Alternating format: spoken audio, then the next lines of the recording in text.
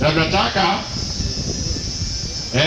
na mara Mungu lile tumeleta kawa na mpya,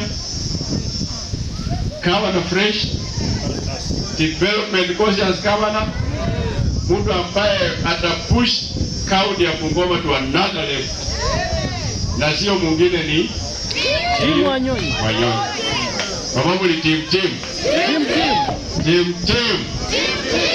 Tim Wanyonyi.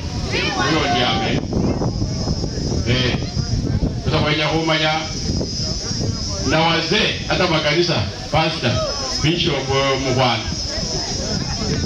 Nataka makanisa pia iingilie hii maneno. Wazee kama wabomba muingilie hii maneno.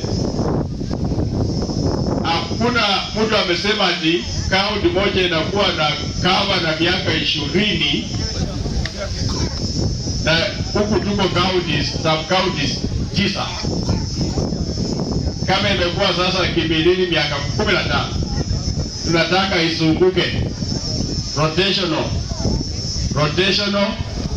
Saa hii naenda Kandui, next time labda itaenda Tongareni ama Mount Elgon ama Sirisia hapa. Mahali mwananchi ukitoka unakuja tu kwangu hapo, unatembea tu, unakula vipi yako ya gavana na unarudi nyumbani. Lakini hatuwezi sema ati Kimilili miaka 20.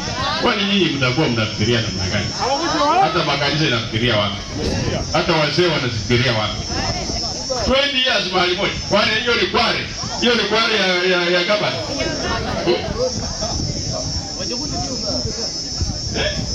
Kware ya gavana ndio tunataka tupomoe hiyo kware ili iende Kandui.